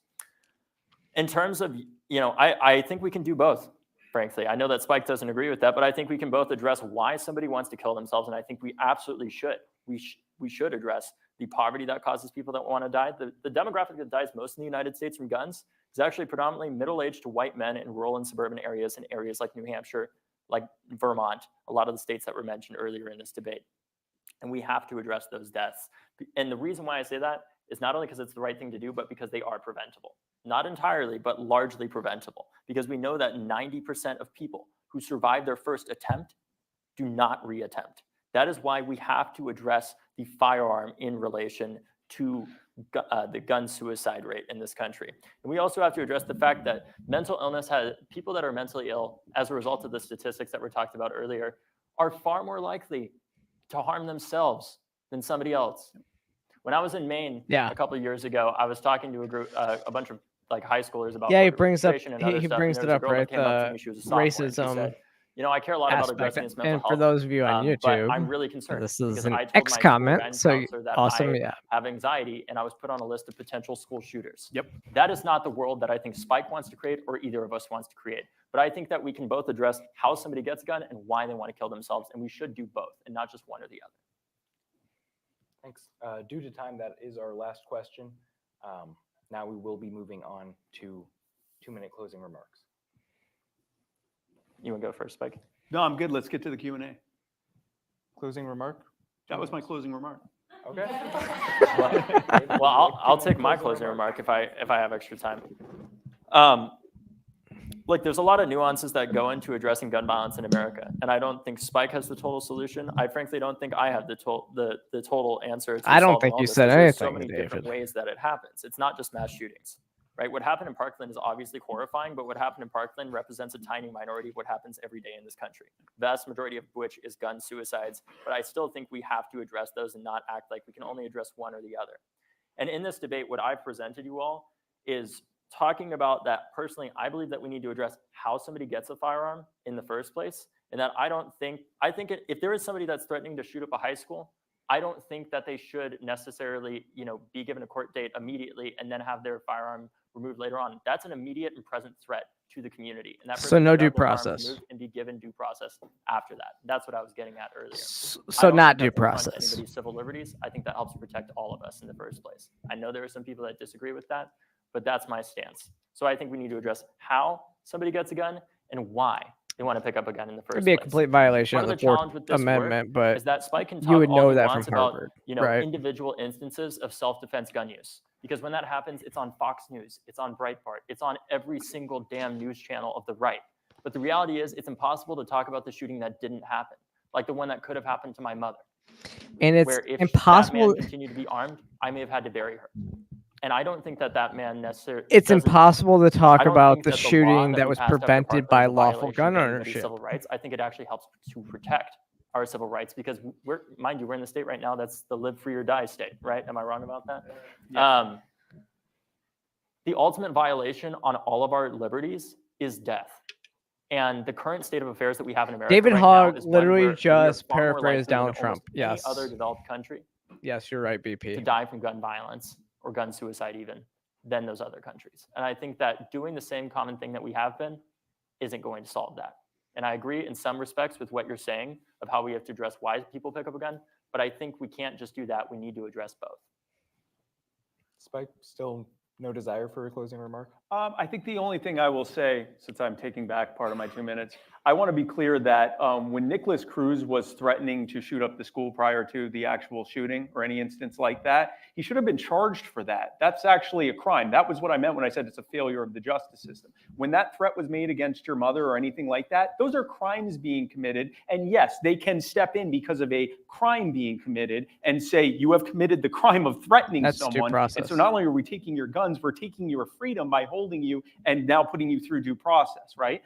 What a red flag law does is it says we're going to take your guns based on someone asserting that you've done something with little to no evidence. We're not going to let you know what happened until after the fact. You have no ability to prove your innocence. In fact, no one's trying to prove your innocence. We're not even looking at innocence. We just want to know if there was a claim so we can take your guns from you. That's why I'm against red flag laws. But no, absolutely. The person who made that threat, that was disgusting, and they should be not just lose their guns, but be punished for it. So I agree 100% on that. I want to make that clear. And Other than that, no, I have nothing left to say, and let's get to Q&A. Excellent. Well, now we will turn to audience Q&A. You can form two lines. We will alternate between the two lines of people with mics there at the front. So we can start on this side. No, what? This side? You want to start over here? Okay. Hi. Hi. Thank you both so much for being here. I have a question for you, Spike. So David mentioned this early on in the debate about the importance of understanding basic principles of statistics. Mhm. Looking at most of the studies you pointed to, you seem to argue that because certain locations with strict gun control legislation have high levels of gun violence and vice versa, like with DC versus Vermont, there is no correlation between gun control and gun deaths. However, we know that two variables can have causation without correlation because there are variables affecting the data set. How can you empirically prove there is not a causal relationship here? I'm saying that there's no data that is implying that there is. I want to be clear, I'm not saying that guns inherently make us more safe, because we have more guns than anywhere else on earth. And if we did, there'd be no one close to as safe as we are, because we have way more guns than anyone else. So no, I'm not making that claim. What I'm saying is we're not seeing any data that correlates, much less causates. So I hope that answered your question. Outside of Wikipedia, of course. Again, that was citing data from the UN and those countries that were saying what they were. Next time I'm going to bring a chart, and it's going to cite every single country's government that's listed on there. Spike, like in my debate classes, like if I brought this up in a debate, I would be thrown out and fail immediately. Let's move on to the only reason I bring this up, just as one point, is because like you can edit Wikipedia. So just in the future, I'd appreciate those like direct sources. I'm going to get your email address and I'm going to send you that, but it's going to We will continue this conversation. Let's move on. Next question, please. Hi, this question is for David. First off, great debate. It's a lot better when one side isn't blasting Disney music while the other side is trying to speak. You might just raise the mic a little bit, leaning down. So the organization that you founded, March for Our Lives, one of the key policies that you guys advocate for is an assault weapon ban, which until tonight, I feel like that you've never really defined. And tonight you did define it as a semi-automatic rifle. Many assault weapons banned nationwide encompass a whole lot. Yeah, all assault rifles you have long guns, you have can various accommodate types of firearms, any type including of 22 caliber magazine of any capacity. You did mention that you are opposed to the police state. You think it's an ever-growing part of the government, and you're opposed to that. However, gun control always has to be enforced at the barrel of a gun. And part of the party platform of March for Our Lives is advocating for a mandatory gun buyback of so-called assault weapons, which would be gun confiscation. So my question to you is, if you are ever able to enact that policy and enforce it, will you be the first person in the stack to come take it from me? Or are you going to have the same armed state agents that you hate so much do the dirty work for you? Oof. Well, I think it's important to acknowledge that there's been,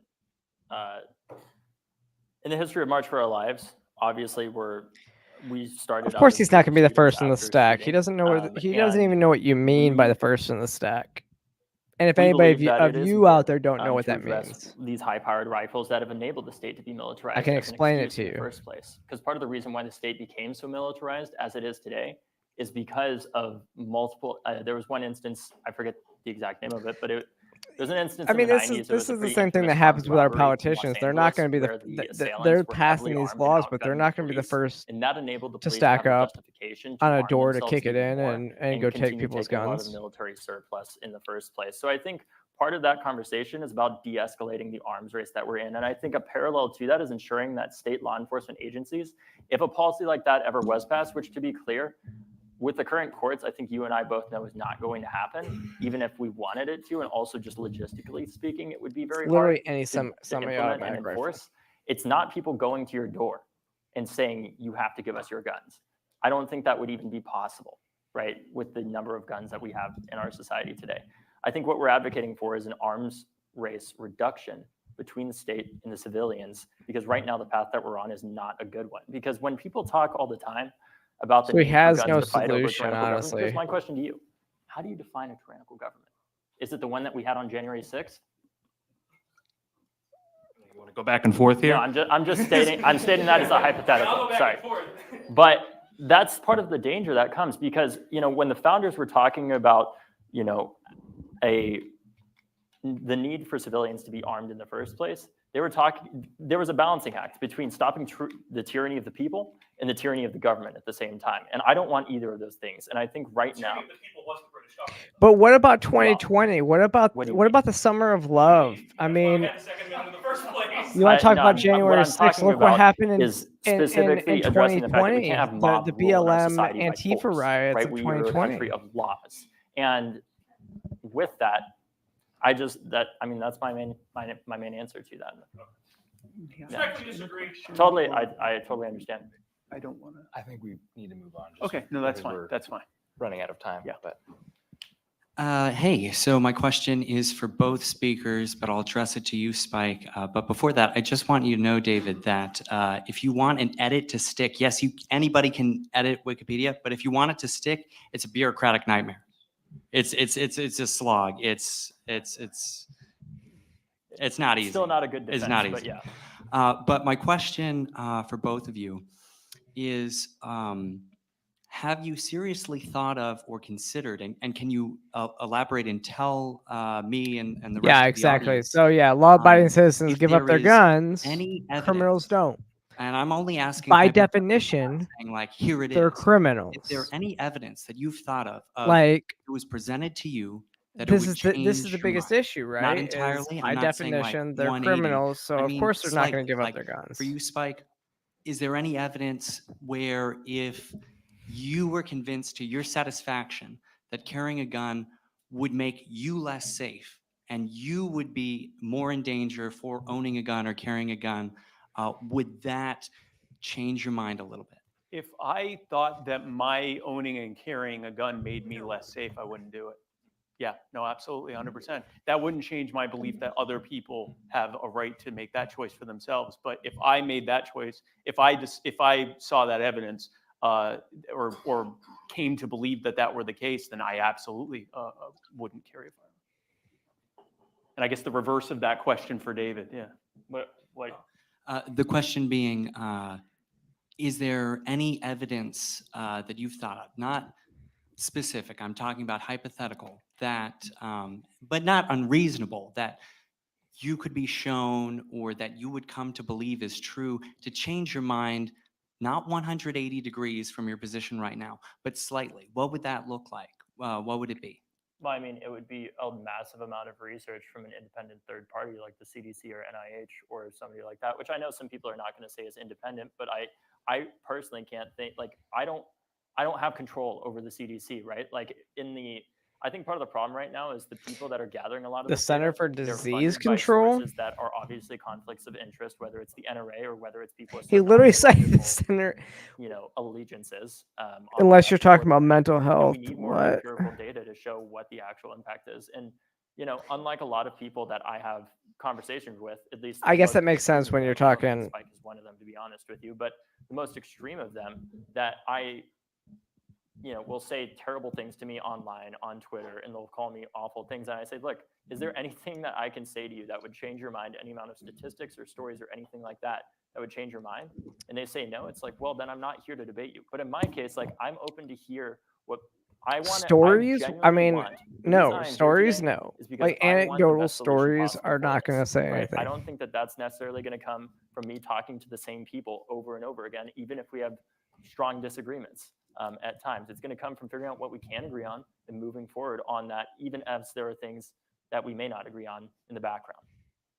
So yes, I'm open to hearing more information and looking at it, and if it's compelling, and changing my position on it because I want the best solution here. I'm not here just to stick to bullshit like talking points or anything like that. I'm here because But that's all he did the this best entire solution. thing was to stick. I'd It like was to stick to openly talking lament points. the fact that this wasn't a 4-hour debate, which would have given David and I time to talk about, I think, a lot of things we probably do agree on when it comes to the war on drugs and the police state and a lot of things like that. Anyway, I don't want to take up any more. Hi, my name is Lily Tan Williams, and welcome to my Live Free or Die state. Actually, I am a Chinese immigrant who survived communism. And under Mao, 40 million people were starving to death after he sold communism to them, and 20 million people died, murdered during his Cultural Revolution.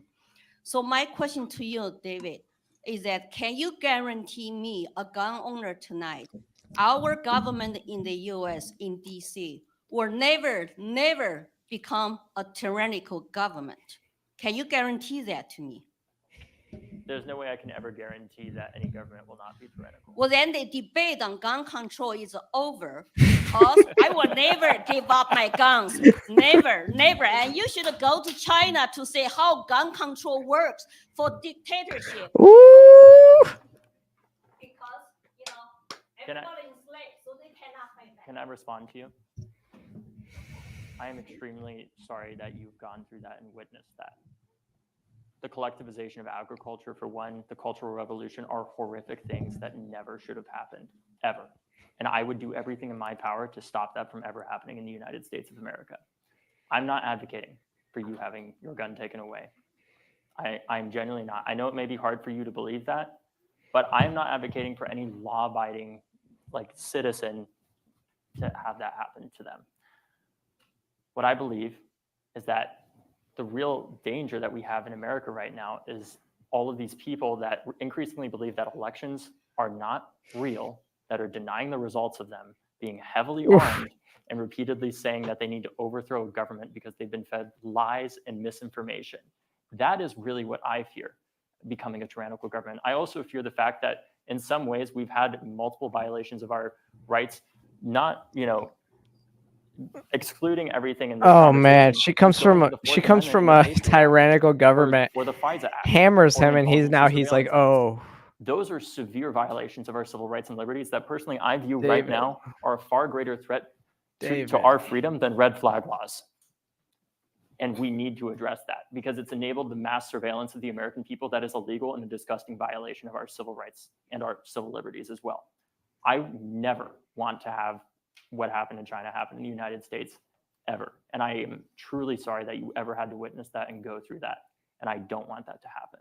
But personally, what I believe is that having stronger laws like Massachusetts is not going to enable that government to come to power. What will enable it is things like the Patriot Act and FISA and other similar violations to our civil rights and liberties that need to be addressed. I don't think it's necessarily just, it's going to be the gun Patriot Act is like the because we have worst civil rights 450 million guns in this violation we've country right ever now, seen in and our even if we country had an incredibly because powerful they government, it is spy hard on for me to American imagine peoples the without same state the Fourth that couldn't Amendment. fix Afghanistan, that spent trillions of dollars there, that it could ever take 450 million guns. I don't know if you guys This guy's have been taking my talking points. What-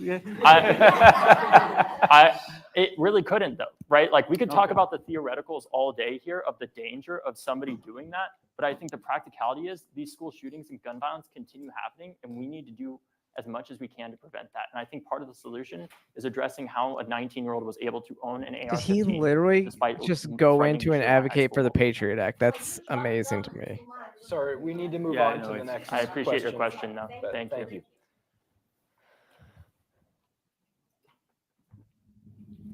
Thank you. So no, I agree. It's important to not deal with simply theoreticals, but actual data, and also to understand the sources we're working with. This is from the United States Holocaust Memorial Museum.org, and specifically just a point that I wanted to ask one of you about. You can decide who answers, but and I'll make this really quick. So on September 29th and the 30th, 1941, 33,771 Jews were massacred during a 2-day period, so less than 48 hours, in what's been termed the Baba Yar massacre outside Kiev, Ukraine. And the question is how we've talked about, I've heard a lot about mass shootings, and we have to consider how do we even define that, but in terms of these very large scale shootings, how should that factor in any policy making in the overall discussion? You want to do that first? Okay. First of all, I am Jewish, for whatever that's worth. But in order for the Nazi regime to carry out its crimes, there's actually something that many people, my friends on the right, will say they'll say, first, Hitler disarmed everyone. That's actually not true. The Weimar Republic disarmed everyone. It was a liberal government that disarmed everyone for their safety. That allowed a right-wing authoritarian to come in and say, oh, everyone's disarmed? Oh, great, I can oppress whomever I want. I want to oppress the Jews and the Roma and homosexuals. But of course, as we know, we would never in America have a liberal government take our rights and then a right-wing authoritarian populist demagogue get back into power and use that against us. That would never happen here. But no, so to address what you said, I think that when you have a disarmed populace, or you have one section of a populace that has been disarmed, and another section that is armed, which we saw many times in this country, what ends up happening is inevitable. It's going to be the powerful majority that is still armed imposing themselves on the vulnerable minority. That, by the way, is why I believe that there's higher levels of crime and violent crime in inner cities to this day, because we had a situation where for many, many years, Black people basically weren't allowed to own guns in order to make sure that they couldn't defend themselves. And we see the continuation of the systemic problem that happened there lead into peaceful, law-abiding Black people being less likely to own firearms, which means they're more likely to be victimized. Couple that with lower police response times and all the other things that come with that. And because a unfortunate additional effect to making a minority population vulnerable to the thugs that run the country is that you also make them vulnerable to the thugs that live in their community. And I think that if we were allowing people, peaceful and law-abiding people, to be armed, we'd see far fewer shootings and killings of any kind. Well, I obviously don't agree with that. I think having more people in our society, the part that I don't agree with in particular is this idea that having more guns out there is just going to make us inevitably safer for the reasons that I stated earlier. I mean, I've seen so many customer service disputes where I know it would have been not unlikely that a shooting could have happened there if both individuals were armed, right? Like there's so many instances like this that we see all the time, whether it's road rage, whether it's bar fights, whether it's anything like that. And if you add guns into that situation, it's going to make it more lethal. And that's not even having a discussion of whether or not we should have guns in our society or not. That's not what this conversation is about, to be clear. It's not saying that nobody in our society by any means should have guns. That is not what I am saying, to be clear. What we're talking about here are theoreticals in the United States that are not even necessarily really germane to what I am saying at times. And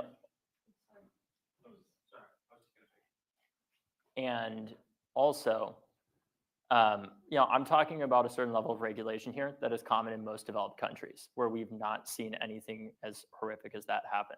On the topic that was brought up earlier on the gun buybacks in particular, though, part of that was inspired by what they did in Australia after the Port Arthur massacre. They did a massive gun buyback in their country, and they've had basically, I think, 2 mass shootings in 20 years since. And gun deaths did go down substantially. But that didn't work. It turns out when you address how many guns are in a country, you get a reduction in gun deaths. And I don't know Because about you all, again, but it's last I giving checked, up your right Australia because is not currently you're under basically telling the military government regime. that I don't think I should own a gun. We do need to move on to our final question due to time. Thank you, and thank you to the Dartmouth Union for hosting this debate. My question is for the gentleman who was for red flag laws until he was against Trump and is now, I gather, for killing FISA. Maybe we should tell him that Trump opposes FISA as well. Whereas you cited our state motto, live free or die, in claiming that the ultimate harm is death.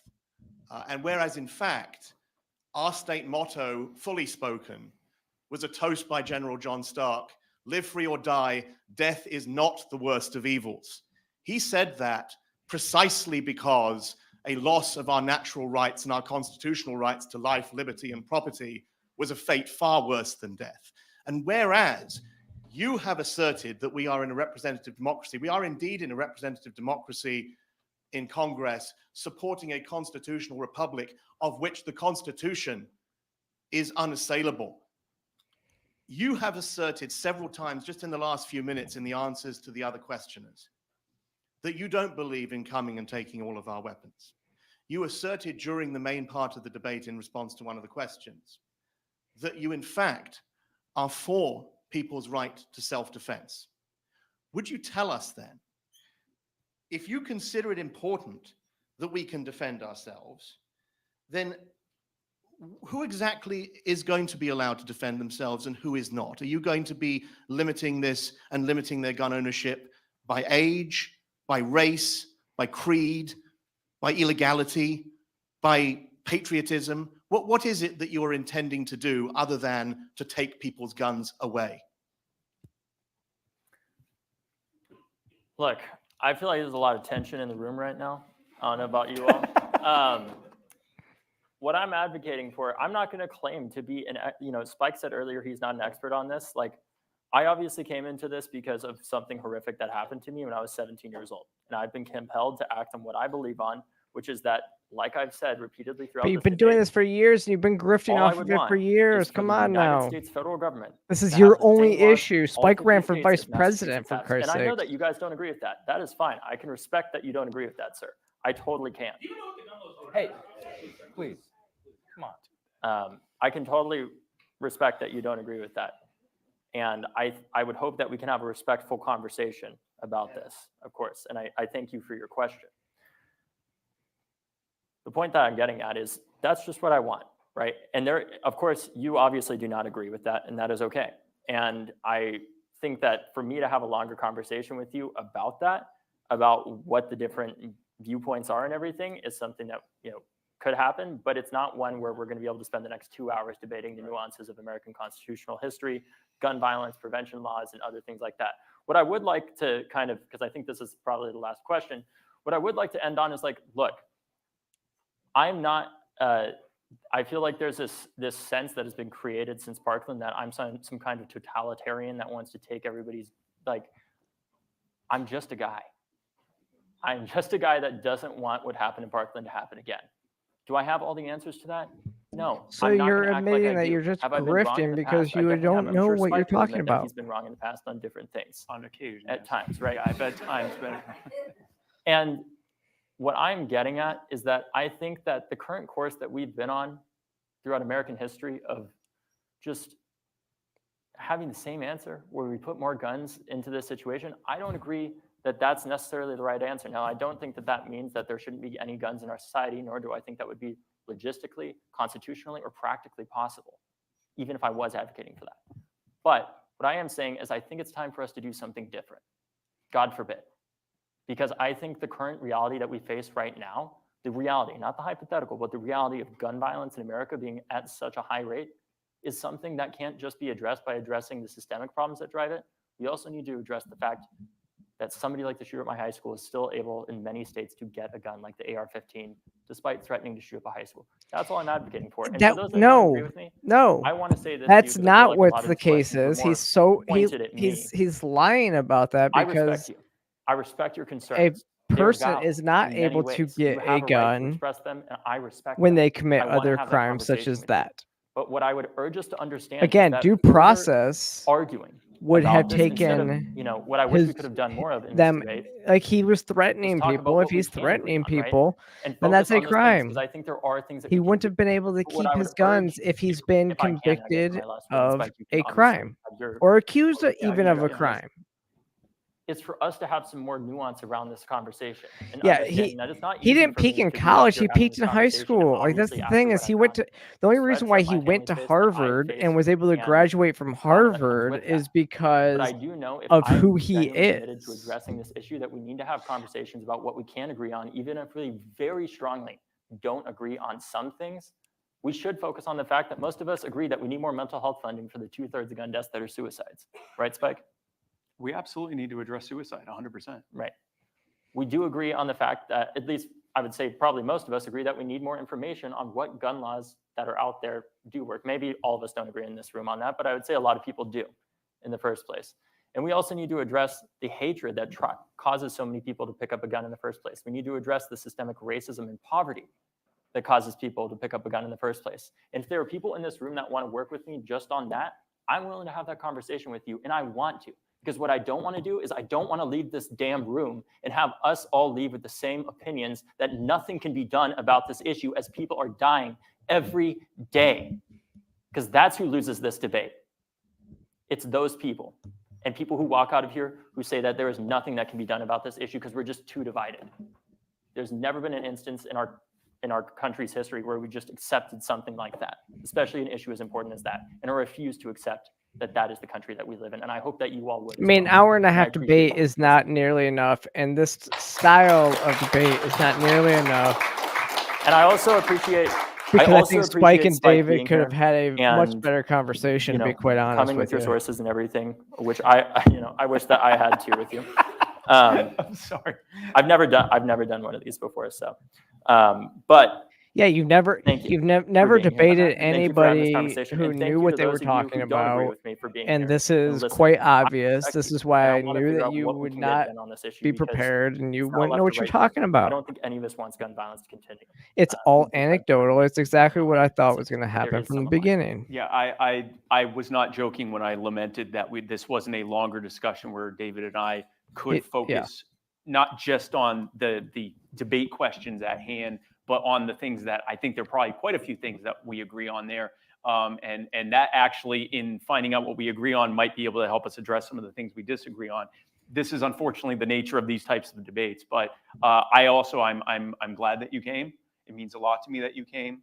I also clearly, and I don't think anyone in here wants another Parkland or another Uvalde or another any of these. And I'm glad neither of us got into the bad faith tactic of accusing the other of wanting some terrible thing to happen, because clearly we don't. We just disagree on how we get there. And I just want to thank the folks at Dartmouth Political Union for being a part of this, for putting this together, for being this.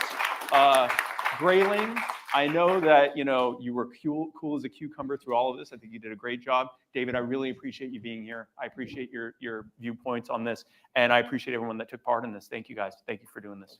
Appreciate y'all.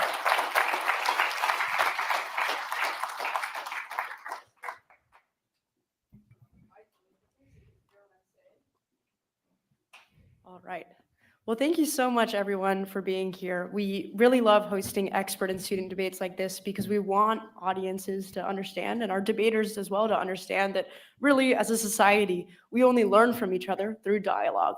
Dialogue across difference allows us to develop our own ideas, see the nuances and complexities in another's argument. And so thank you for being part of that very democratic experiment with us today. We really appreciate it. With that being said, thank you once again to our speakers, to the Dartmouth Political Union, to... All right, y'all. Thanks for joining. I thought it was interesting. Obviously, we can talk about this a little bit more. I think let me know what you guys think. Just kind of comment on stuff here, comment on Twitter as well. So what I'm thinking about doing, and obviously going in a different direction than what we just listened to. I think it was we can summarize some of what was happening. Like I said, I don't think anything that was said there is.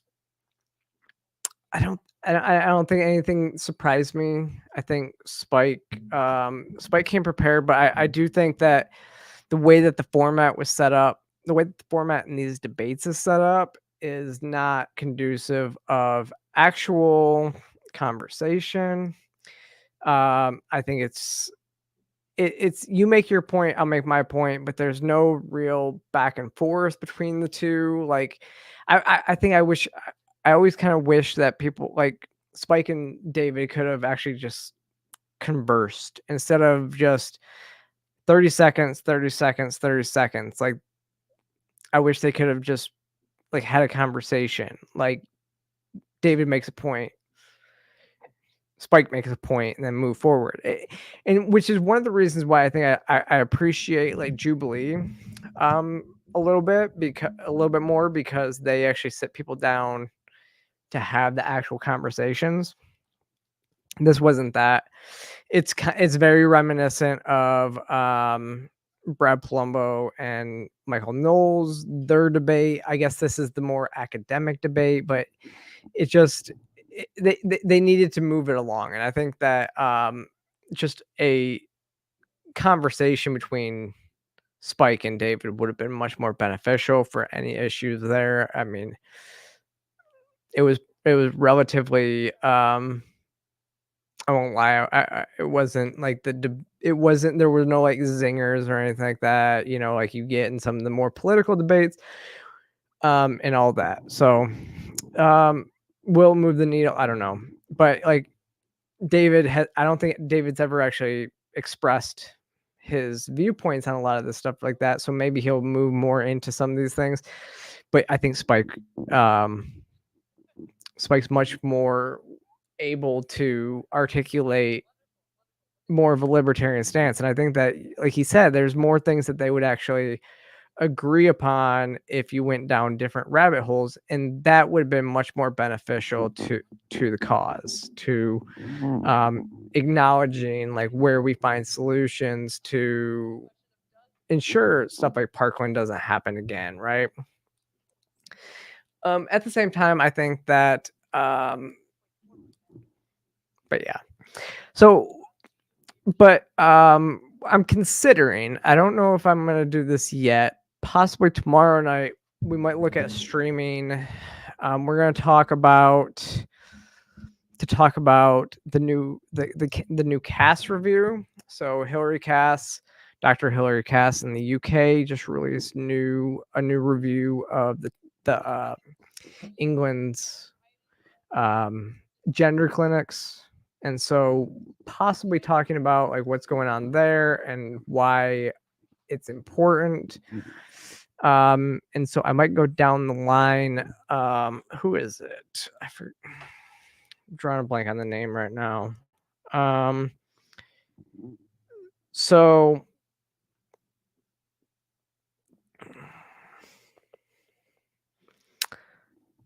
if I can get